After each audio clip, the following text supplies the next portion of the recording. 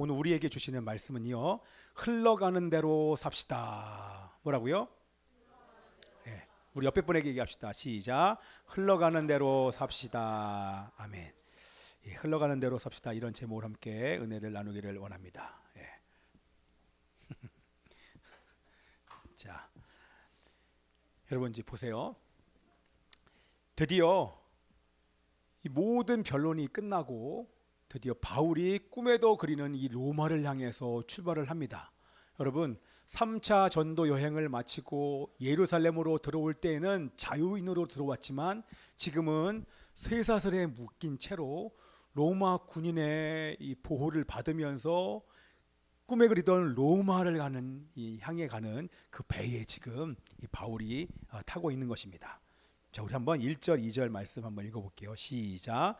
우리가 배를 타고 이달리아에 가기로 작정되매 바울과 다른 죄수 몇 사람을 아구스도 대의 백부장 율리오란 사람에게 맡기니 아시아 해변 각처로 가려 하는 아드라무떼노 배에 우리가 올라 항해할세 마게도냐의 데살로니가 사람 아리스다고도 함께하니라. 아멘. 자, 지금 바울은 여러분 한번 바울의 지금 심정을 한번 느껴보셔야 돼요. 제가 좀 전에 얘기했잖아요. 자유인으로 왔다가 여러분은 죄인이 돼본 적이 별로 없지요. 예. 죄인이 돼본 사람은 그 심정을 알 거예요. 저도 예전에 아시죠? 예, 4월 5일 날 산불 내고 경찰서 가서 조서를 꾸미는데 조서만 쓰는데도 제가 물론 잘못했죠. 그런데 그 앞에서 막 이렇게 신문을 이렇게 조서를 꾸미는데 얼마나 마음이 불편하든지 몰라요. 근데 지금 바울은 물론 미결수이긴 하지만 예, 지금 로마를 향해서 쇠사슬에 묶인 채로 지금 올라가고 있다는 거예요. 자, 근데 혼자만 가는 것이 아니라 그 배에 다른 사람들도 같이 타고 있어요. 상황을 보셔야 돼요. 죄수들만 탄 것이 아니라 다른 사람들도 탔고 상인들도 많이 탔어요. 또 다른 지역으로 이동하는 사람들도 지금 타 있는 상황입니다. 그렇죠? 그러면 이 사람들이 그 배에 탄 죄수들을 쳐다볼 거 아닙니까? 그들의 차가운 시선이 막 느껴질 거 아니에요. 그렇죠? 말은 안 해도 그 로마로 가는 배에 탄 죄수들이 어떤 사람인지 사람들이 말을 안 해도 모든 사람이 다 압니다. 어떤 사람일까요? 로마에 끌려가는 이 죄수들은요 100% 사형수입니다. 네, 사형수예요. 그래서 이왕 죽을 거 여기서 죽는 게 아니라 이왕 죽을 사람이니까 로마인들을 즐겁게 해주기 위해서 원형 경기장에 지금 가는 사람들이에요. 이해되시죠? 원형 경기장에 가서 검투사들과 싸우다 죽거나 아니면 맹수들에게 물려 죽거나 죽으면서 로마인들을 기쁘고 즐겁게 해주기 위해서 올라가는 사형수들과 같이 지금 배를 타고 로마로 지금 가고 있는 것입니다. 그러니 바울의 마음이 어떻겠어요? 여러분 쉽지 않을 거 아니에요. 그렇죠? 누군가 여러분들 향해서 욕만 해도 마음이 힘든데 사람들의 시선은 나 미결세요, 나 죄 없어요, 죄 없는 걸로 판결한 사람 이렇게 얘기 안 하잖아요. 이미 묶여 있으니까. 이것만 해도 얼마나 지금 상처가 됩니까? 그런데 그 환경 속에서 정말 마음이 어려울 수도 있음에도 불구하고 여러분 바울이 지금 얼굴이 어떻다고 생각이 드십니까? 바울의 마음과 바울의 얼굴이 어떨까요? 그 심정을 지금 한번 헤아려 보세요. 여러분 이 상황과 환경이 바울을 지금 눌렀을까요? 그렇지 않지요. 바울의 얼굴은 지금 기쁨과 기대와 감사와 평강으로 충만합니다. 왜요? 예수 안에 있기 때문에 그런 것입니다. 아멘이죠? 예수 안에 있으니까 환경이 안 눌려요. 상황에 눌리지 않습니다. 아멘. 제가 예배를 드릴 때도 사실 주일날 오전만 되면 막 이렇게 영적인 싸움이 있어요. 제가 절망할 수 있는 이유를 선택하면 눈 뜨면 얼마든지 절망할 수 있어요. 근데 이게 시간이 되면 제 시간에 모든 사람이 함께 와서 막 예배드리고 막 하고 더 많은 사람이 왔으면 좋겠지만 그러지 않을 때는 막 인간적인 연약함들이 막 올라와요. 그런데 이내 하나님께 찬양하고 예배드리면 아까도 말씀드린 것처럼 우리 아들을 향한 그런 분노의 마음이 올라오다가도 하나님의 임재와 또 하나님의 말씀이 이내 그 속이는 감정들 다 내어 쫓는 것입니다. 그래서 사실 매 순간마다 주님의 은혜로 회복돼요. 결코 상황이 나를 누를 수 없습니다. 왜? 이리마 왜 웃어? 막 은혜가 되는 거야? 자, 할렐루야. 나를 계속 봐줘. 너 혹시 그 뭐 생각한 거 아니야? 예? 아까 우리 예림이한테 제가 예림아 너 언제 입학해? 그랬더니 우리 예림이 뭐라 하냐면 팝콘이요? 언제 입학해? 그래 입학을 팝콘으로 들은 거예요. 그래서 야 알았어. 내가 너 입학한 팝콘 사줄게. 3월달 알았어. 예. 예, 많이 사주세요 팝콘 좀. 아 근데 난 이렇게 말할 때가 너무 이뻐요. 예. 아이들이요 저도 점점 좀 나이가 든 것 같아요. 아이들이 잘 먹을 때가 얼마나 좋은지 몰라요. 막 먹이고 싶어요. 예. 너 입학하면 어? 이게 집집마다 다녀. 입학 선물 줄 거야. 예. 입학 선물 다른 거 필요 없어요. 예. 일주일에 한 번씩 다니면서 뷔페 사주세요. 이렇게 할렐루야. 어? 뷔페 좋아해? 안 돼? 내가 몰래 전화할게. 전화기 있잖아. 입학하고 나서 한 달 뒤에 딴 애가 됐어. 근데 믿기로는 우리 예림이가 지금 모든 먹는 모든 것은 다 키로 갈지어다. 네 집안에서 네가 아마 제일 클 거야. 할렐루야. 아멘 해봐. 아멘. 네가 제일 클 거야. 진짜 커. 예. 자, 근데요 이 바울의 얼굴이요 어둡지 않아요. 얼마나 평강이 그리고 기쁨과 그 드디어 하나님께서 말씀하신 로마로 가이사를 만나기 위해서 가는 그 걸음이 바울은 전혀 눌리지 않고 예수 안에서 지금 바울은 그 차가운 배 밑바닥 그렇죠? 사람들의 차가운 시선 속에서 전혀 눌리지 않고 예수 안에서 바울은 천국을 누리는 줄 믿습니다. 아멘입니다.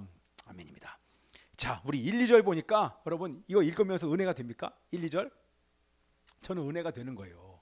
1, 2절에 왜 은혜가 되냐면 여러분 바울이 지금 로마까지 가는 그 길이요 어렵잖아요. 지금 죄수의 신분으로 묶여서 쇠사슬에 묶여서 가고 있는데 하나님은요 바울을 위로하십니다. 두 가지의 위로가 나와요. 어떤 위로가 나올까요? 하나님 어떻게 바울을 위로하십니까? 1절과 2절에 나와요. 누구를 통해서 위로하십니까?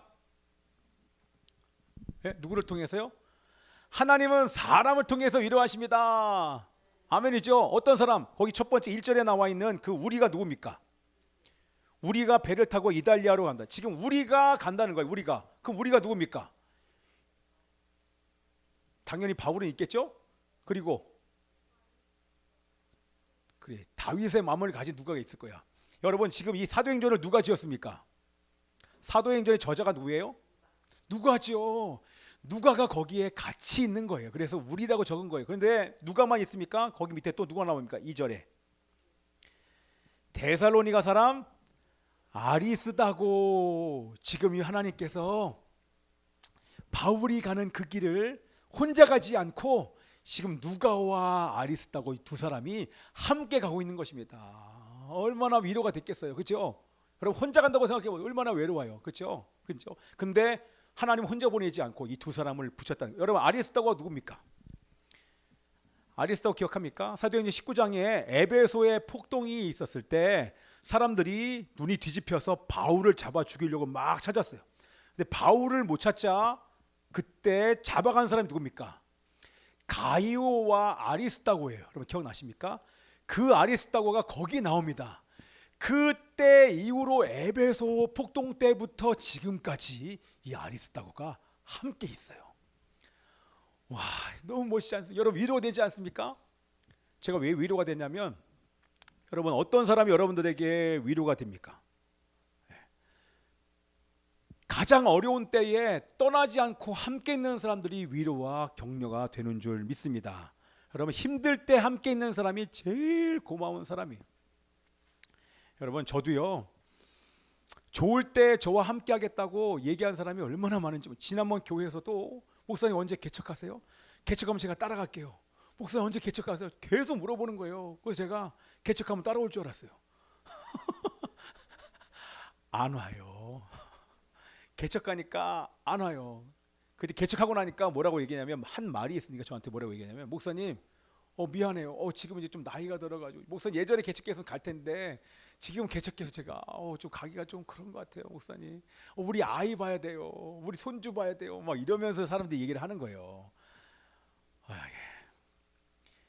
여러분 교회 개척이 힘든 것은요 함께하는 사람이 적다는 것입니다. 그죠? 그런데 더 힘든 건 뭔지 아십니까? 함께 했다가도 계속 함께 하려는 사람이 그렇게 많지 않아요. 이게 개척교회를 어렵게 하는 것 중에 한 가지인 것입니다. 네.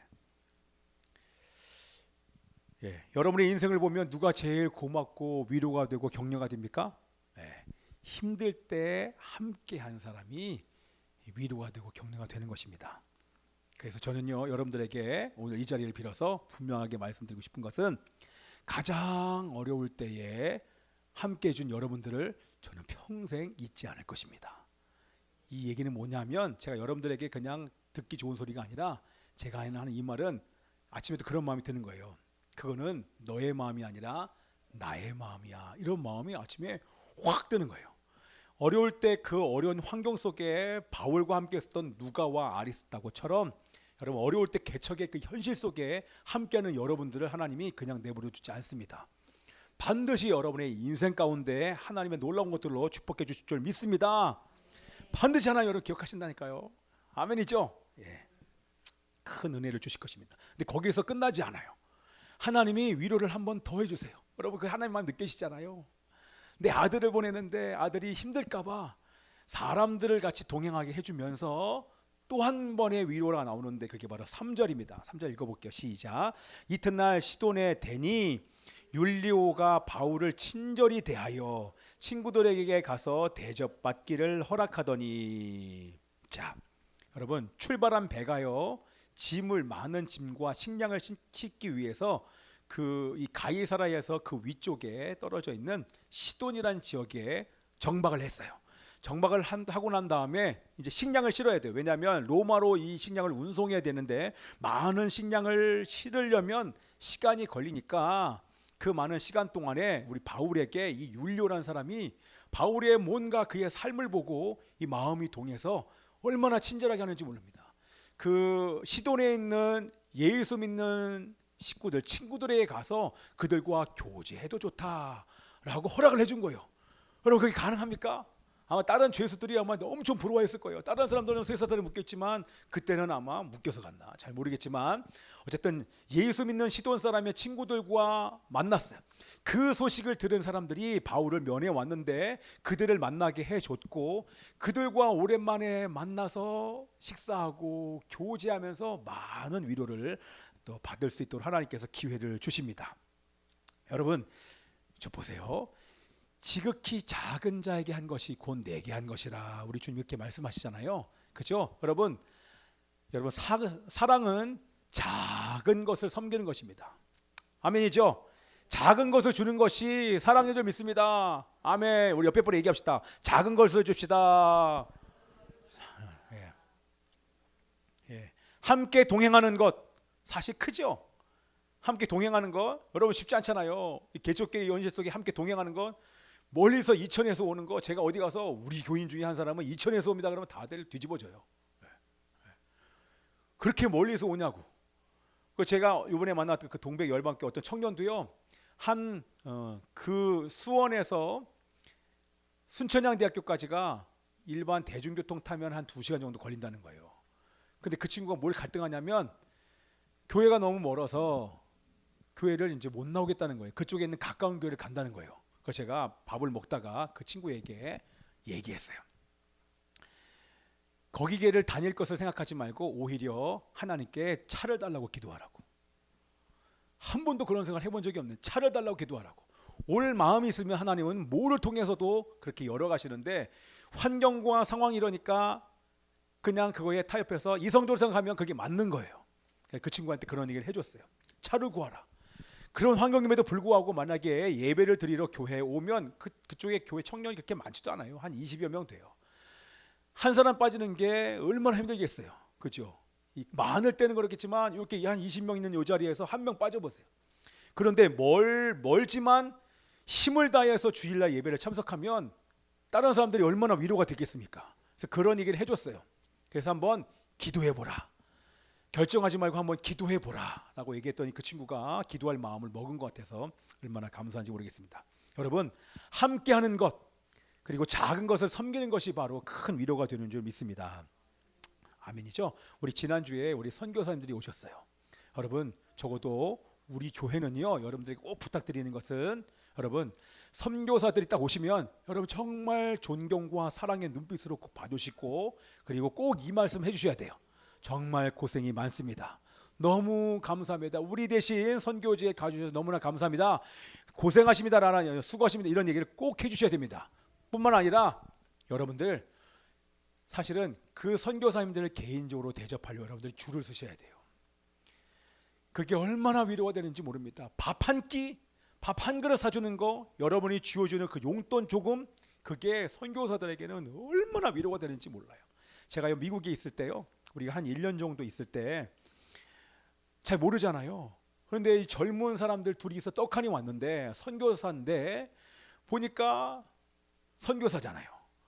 그러니까 우리를 선교사로 부르면서 매주마다 그분들이 본인들 집에 초대해 주는 거예요.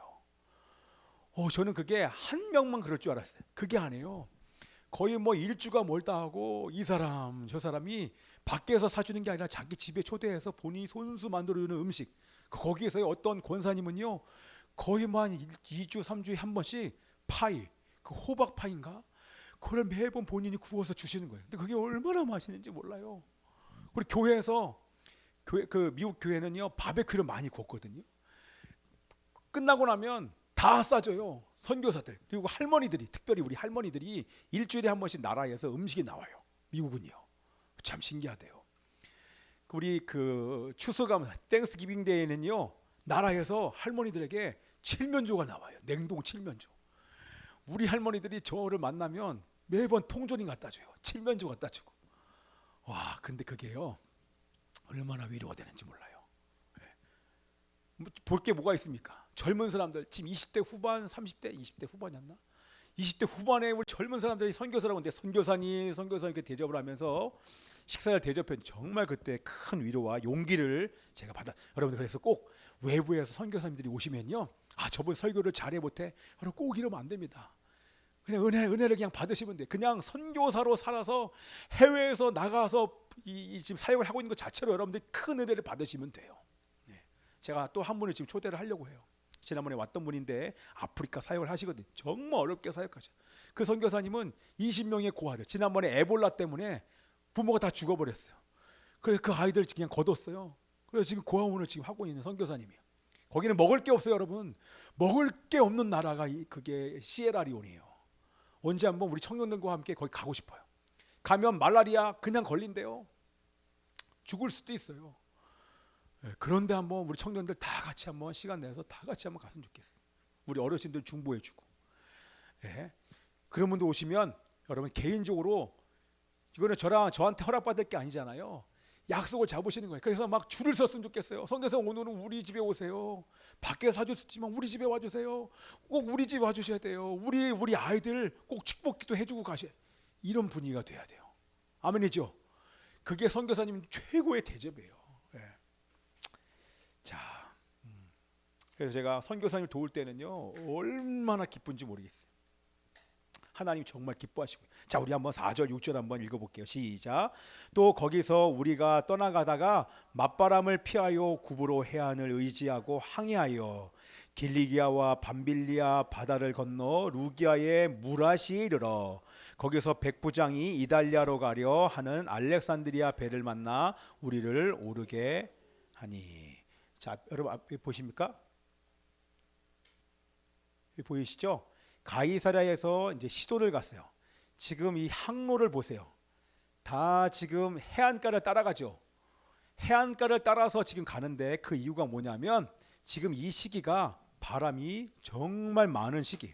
9월부터 3월까지는요 남풍이 부는 게 아니라 순한 바람이 부는 것이 아니라 북서풍이 불어와서 강한 바람이 불어요. 특별히 겨울 11월부터 1월까지는요 겨울에는요 항해 금지예요.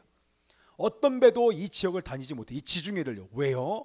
그때는요 거의 태풍에 가까운 수준의 바람이 태풍이 불기 때문에, 강풍, 오늘 우리 본문의 말씀은 광풍 그러잖아요. 광풍이 불기 때문에 절대 항해 금지 이렇게 아예 정해놨어요. 근데 지금 이 시기가 어떠냐면 여기 보셔야 돼요. 지금이 10월경이에요. 10월경. 11월 되면 이제 항해가 안 되는데 10월경 거의 겨울이 가까웠기 때문에 사실은 바람이 엄청나게 세요. 항해할 수가 항해하면 사실은 안 돼요. 그런데 지금 사실 이 율리오라는 백부장이 강행을 지금 한다는 거예요. 자, 그래서 여기 출발을 해서 지금 시돈에서 출발해서 간신히 무라까지 갔는데 가는 동안 얼마나 어려웠는지 모릅니다. 자, 무라에 도착했는데 거기서 배를 갈아탑니다. 왜 배를 갈아탔을까요? 알렉산드리아호로 갈아탔어요. 왜일까요? 작은 배로는 이 지중해를 횡단해서 여기 로마까지 갈 수가 없어요. 그래서 큰 배로 갈아타고 276명이 지금 탔는데 276명을 태울 정도, 그리고 많은 곡식을 실을 정도의 큰 배에 지금 그 배로 지금 갈아탄 것입니다. 그리고 백부장이 생각해서 율리오가 뭐라고 생각했냐면 이 정도 배면 절대 이게 율리오가 안 거죠. 바람이 많은 거를 아니까 큰 배면 이 정도 바람을 뚫고 갈 수 있지 않을까 생각해서 큰 배 알렉산드리 호에 갈아탄 것입니다. 자, 근데 백부장은 그렇게 생각했는데 간신히 항해를 하는데 못 갑니다. 여기 보이시죠? 여기 지금 무라에서 출발하는데 여기 옆에가 이게 니도예요. 니도까지 간신히 항해해서 원래 여기서 여기까지가 거리가요 223km, 한 200km 된다면 이거는요 배 타고 가면 이틀이면 갈 수 있는 거리예요. 그런데 이틀이 아니라 여기 뭐라고 써 있습니까? 얼마나 걸렸다고 나와요?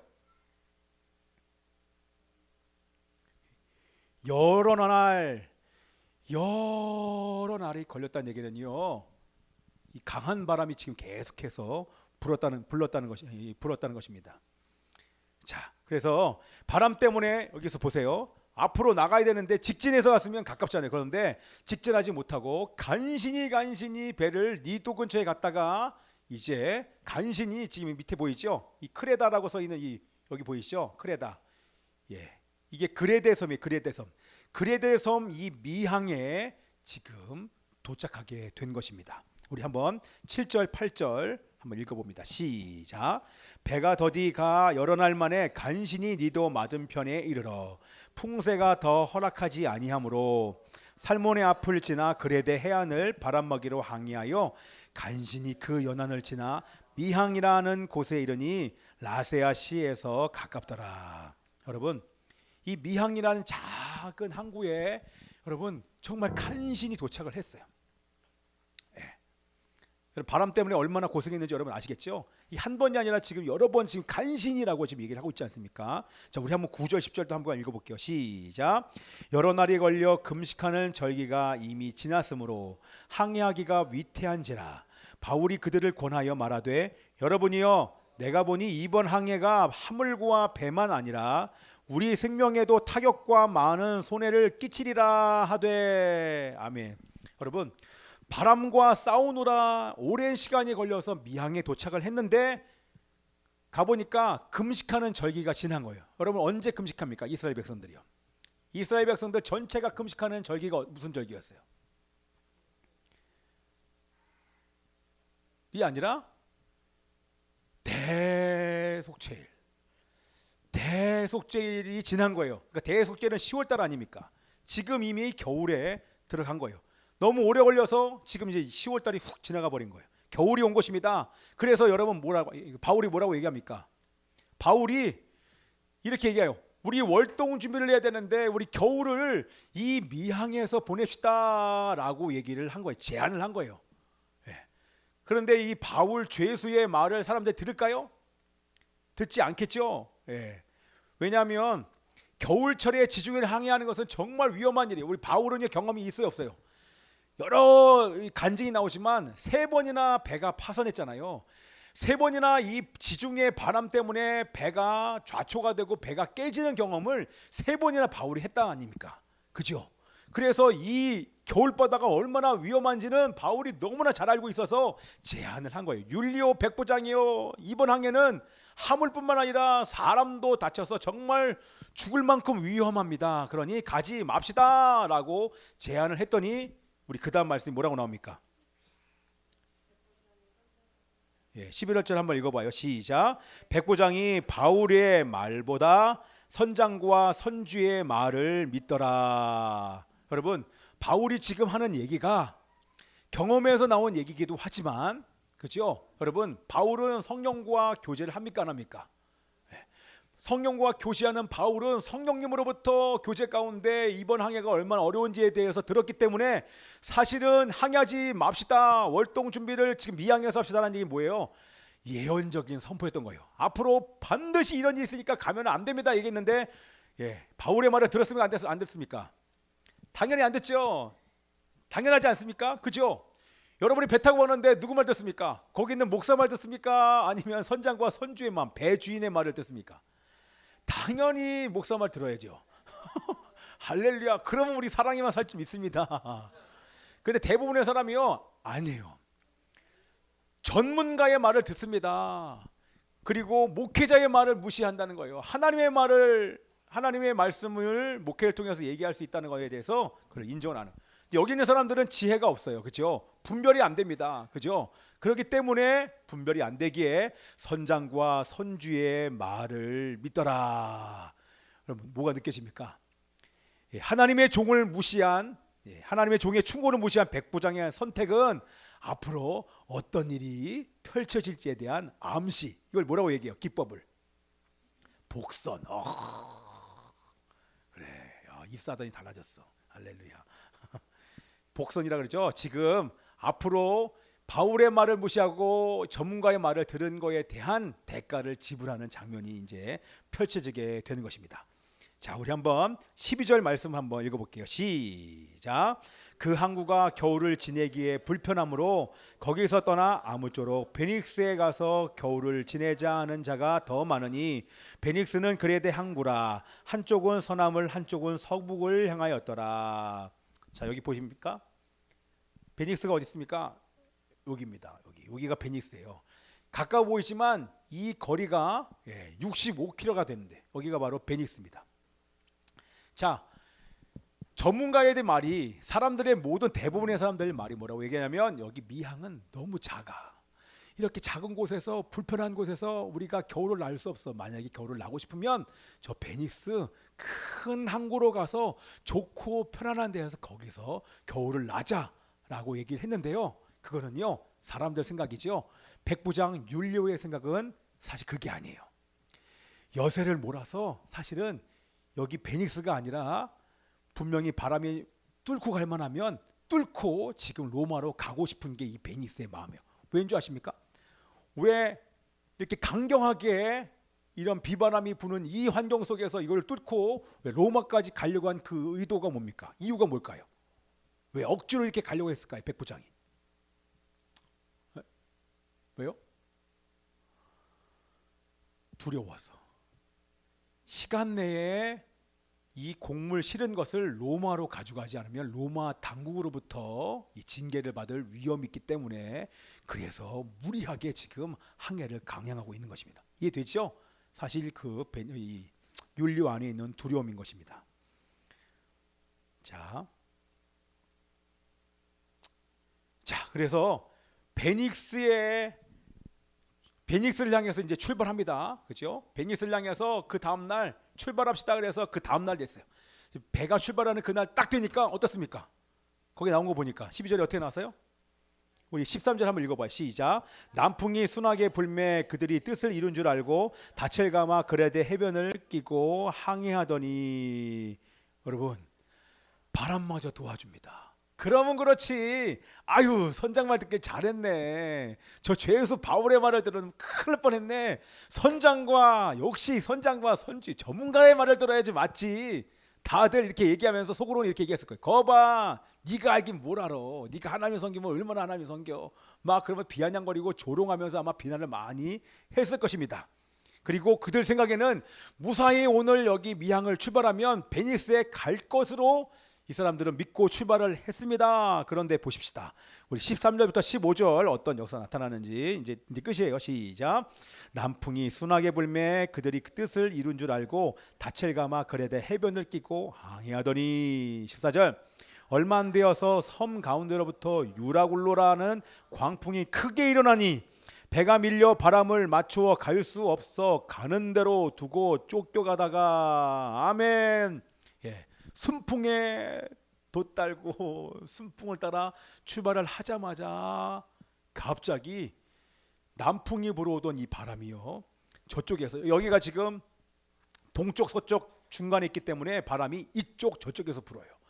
그 순간 우리가 생각하는 그런 바람이 아니라 여기 나와 있는 유라굴로, 이거는요 돌풍이에요. 태풍에 가까운 바람이요. 회오리 바람을 동반한 엄청난 태풍이 유라굴로가 이 배를 삼키려고 지금 배를 향해서 막 오는 그 배를, 이 바람을 맞게 된 것입니다. 여러분 보십시오. 바람이 불어오자 배가 어떻습니까? 아무리 이 배를 조종을 하려고 해도 조종이 됩니까? 조종이 안 되죠. 죽음의 지금 위기가 온 것입니다. 그래서 배는요 이리저리 힘없이 막 끌려다니고 막 다니다가 결국엔 지금 표류하는 거죠. 도저히 앞으로 나갈 수 없어요. 이 빨간색이 보이시잖아요. 도저히 앞으로 갈 수가 없는 거예요. 그때부터 이제 고난이 시작되는 것입니다. 이 배는요 해안선을 따라서 지금 가야 되는데, 해안 가깝잖아요. 해안선 따라서 가면 앞으로 한 60km만 가면 되니까 거기는 갈 수 있을 거라고 생각을 했어요.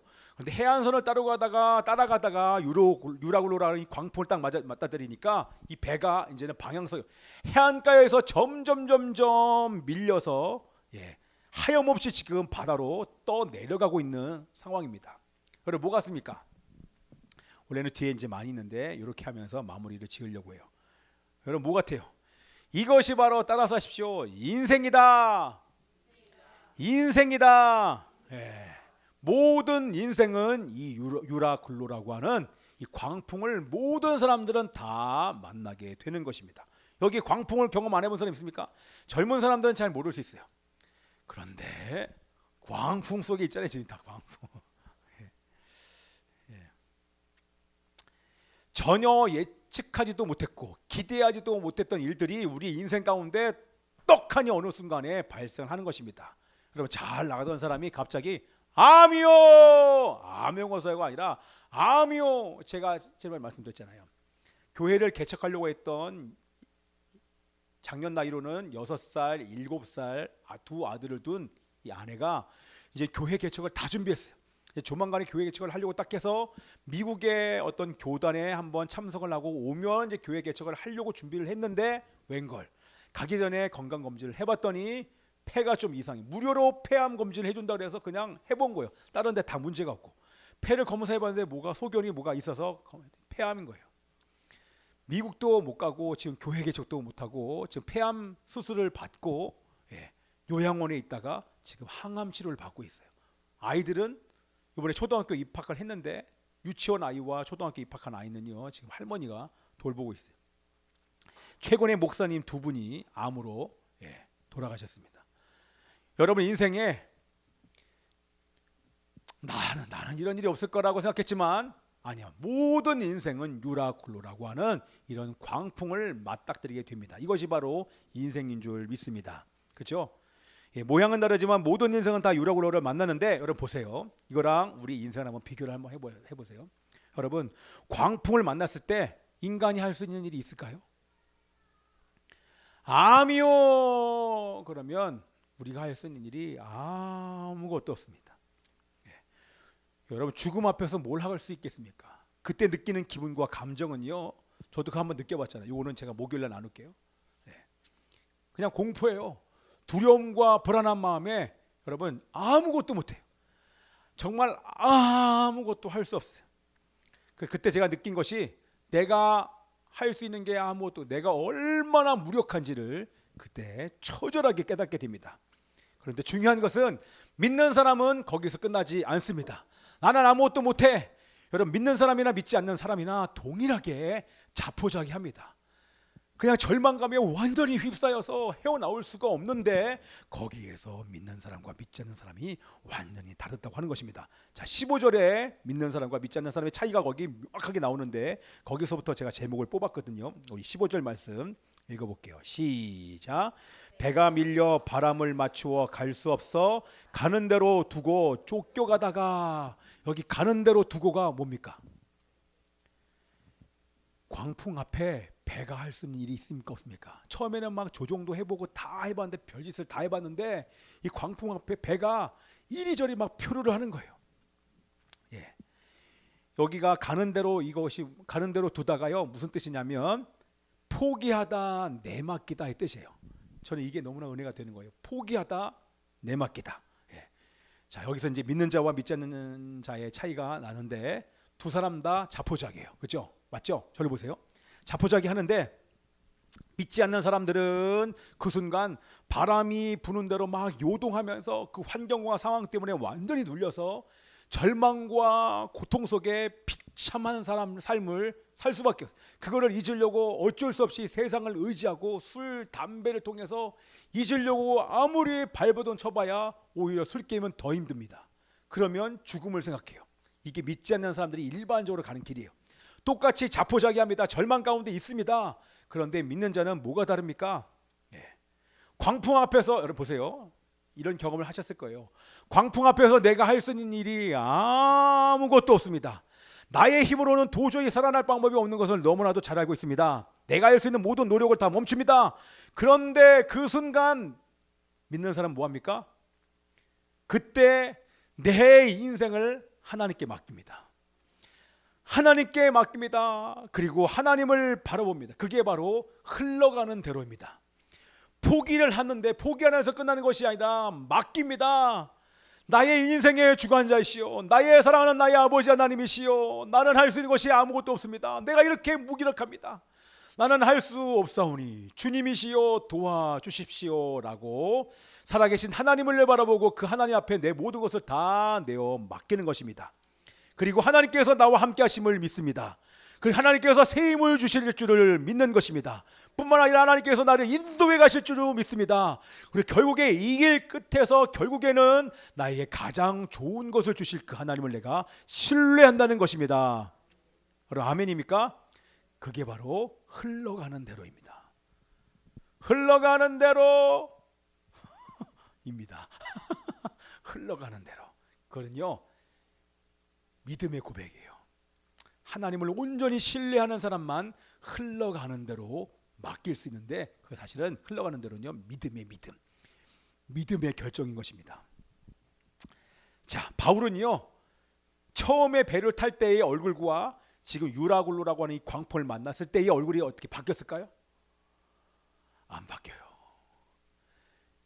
처음이나 지금이나 그 어떤 환경에도 우리 바울은 안 눌려요.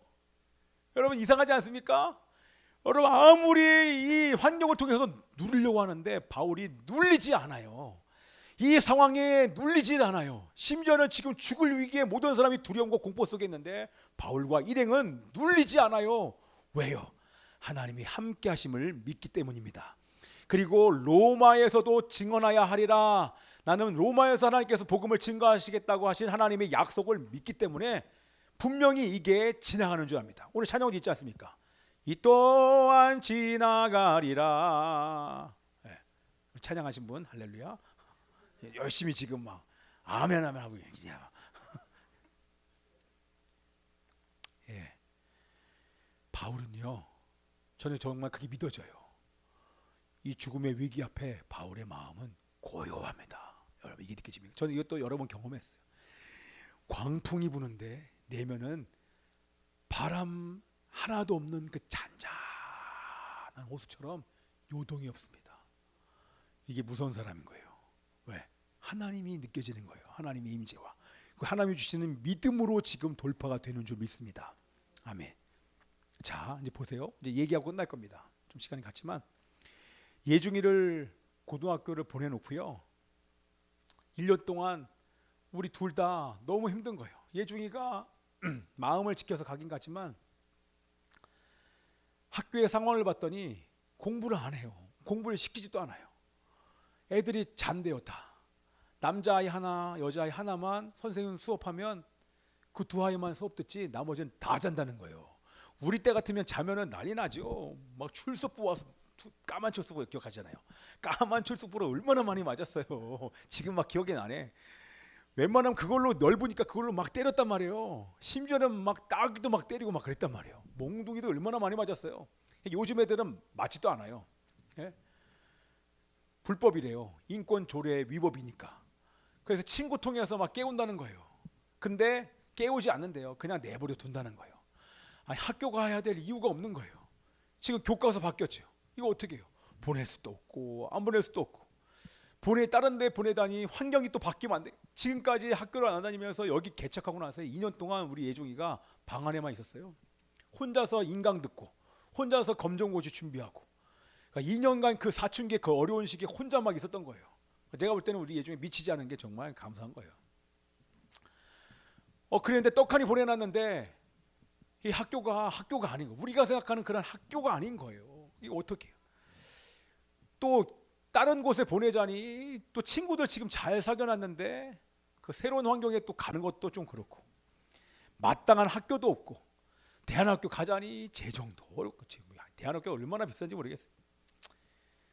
뭐 이럴 수도 없고 저럴 수도 없고, 그러다가 하나님께서 모교 성령 집회를 섬길 수 있도록 어떤 한 분을 만나게 하셨어요. 이 두 분을. 근데 그분들이 지금 대안학교의 선생님인 거예요. 정식 직원이고, 여자는 정식 직원이고 남자 선생님은 그냥 도와주는데, 선교사로 의탁했던 사람들이고, 예, 헌신된 사람들이죠. 근데 그때 내가 섬기고 있는 학교가 이런 학교입니다라고 들었는데 별 관심이 없었어요. 그리고 나서 그냥 혹시 대안학교가 좋은 게 있을까 해서 교회가 세우는 대안학교가 있어서 한번 가봤어요. 지난주 화요일이에요. 처음으로 대안학교를 가봤는데 두 곳 다 가봤더니 형편없어요. 목회자들이, 제가 이제 못 봤는데 우리 아내가 그 목사님, 어떤 목사님을 딱 만났는데 얼굴 보니까 돈 이렇게 써 있더래요.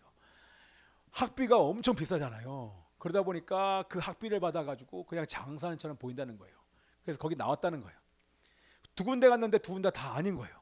근데 제가 우리 소중이를 부모님 댁에 맡기고 오가는 동안에 저의 마음 안에 어떤 한마음이 올라오냐면, 흘러가는 대로 하나님이 인도하심이 믿어지는 거예요. 그리고 하나님의 백성들에게는 우연이 없는 거예요. 그렇죠? 우연이 없어요. 이 두 분이 왔는데 이 두 분이 대안학교의 선생님이라는 얘기가 그때 갑자기 아내에서부터 생각이 나면서, 여길로 한번 전화해 봐야겠다. 그래서 약속을 그 다음날 이번 주 수요일 날 약속을 잡았어요. 그리고 파주에 있는 이 학교에 가봤어요. 근데 그 학교가 이 파주 출판단지 안에 있는 거예요. 가니까 도서관이 그렇게 많아요. 그 안에 커피숍이 다 있어요. 도서관이 엄청 커요. 근데 학교가 그 건물 안에 있는 거예요. 2층과 4층을 쓴다는 거예요. 가서 거기 있는 교감 선생님을 딱 만났거든요. 커피숍에서 딱 만났는데, 오시는데 교감 선생님 얼굴 보고 얘기하는데 이미 끝났어요. 거기에 하나님의 인도하심을 100% 느꼈어요. 뭐 99%도 아니에요. 100% 느끼고 나서 이제 원서를 주시는 거예요. 혹시 기도해 보시고 뭐 결정하시면 좀 알려달라. 뭐 근데 그게 아니라, 선생님 저희는 결정했어요. 그분이 놀라시, 결정했어요. 원서 주세요. 그래서 거기서 작성을 하고 끝났어요. 그냥 입학을 그냥 하기로 결정을 하고 그 수술을 받는데 또 교복 사야 돼요. 또 체육복 사야 돼요. 또 등록금. 이게 엄청나요. 그래도 믿음으로 선택해서 가려고 하는데, 하나님이 이렇게 인도해 가시는구나 라고 하는 것들을 분명히 느끼게 됐습니다. 오는 길에 우리 소중이, 아까 얘기했지만 소중이도 어린이집이 반이 없어져서 그 어린이집 원장님이 추천해 준 그 어린이집이 있었어요. 거기를 우리 아내가 4군데를 다 이렇게 다녀봤어요. 그런데 확신이 안 서는 거예요. 그래서 추천해 준 그 한 장소에 아이원이라고 하는 이 어린이집에 갔었어요. 가는데 딱 입구에 딱 들어가는데 여기예요. 여러분 그거 아십니까? 딱 들어가는데 여긴 거예요. 그냥 100% 확신 딱 드는 거예요. 그래서 그 안에 딱 들어갔어요. 들어갔는데 공기도 그렇고 모든 게 그냥 여긴 거예요. 그 참 신기하다. 그래서 소중이가 공부하게 될 그 반에 한번 올라갔어요. 근데 딱 그 반을 딱 열었는데 이제 아이들이 지금 이제 오후에는 없더라고요. 그때는 좀 차가운데 저기 벽에 뭐라고 써 있냐면, 너는 특별하단다 이렇게 써 있는 거예요. 근데 제가 그걸 보는 순간, 너는 특별하단다? 그걸 말을 바꾸면 너는 소중이야? 소중 아닙니까? 근데 그게 확 느껴지면서, 저 너는 특별하단다 이것을 말하는 사람들은 분명히 믿는 사람인데, 이게 순간 확 지나가면서 제가 같이 올라갔던 교감 선생님한테 물어봤어요. 선생님 교회 다니세요? 그랬더니 그분이 하는 말이 네 하면서 우리 원장님도 교회 다니세요. 우리 선생님들은요 유치원 시작하기 전에 다 같이 선생님과 함께 모여서 예배드리고 시작해요. 이렇게 얘기해 주는 거예요. 아, 그랬구나. 그래서 원장님이 추천을 그것 때문에 추천한 건 아니었겠지만 하나님이 그분을 통해서 이렇게 갈 수 있도록 그렇게 하나님이 인도해 주신 거구나. 그래서 할렐루야. 그리고 제가 그분에게 저는 목사님이다 얘기를 하고 우리 아들 여기로 앞으로 올 텐데 잘 부탁드립니다. 그리고 왔어요. 예, 여러분 믿음의 사람은요 흘러가는 대로 가는 사람입니다. 그렇죠? 그 얘기는 뭐냐면 나의 길을 주님께서 잘 알고 계시는 그 하나님께 우리의 길을 맡기는 것입니다. 그리고 우리 하나님이 나와 함께 하실 뿐만 아니라 그 하나님이 나의 길을 인도해 가심을 믿는 것입니다. 아멘. 그리고 인도해 가실 뿐만 아니라 우리와 함께 하시고 우리의 길을 인도하시고 또한 이 모든 감당할 힘을 우리 주님께서 주실 줄 믿습니다. 그래서 믿고 따라갈 때 흘러가는 대로 갈 때 가장 좋은 것들을 경험하게 될 줄 믿습니다.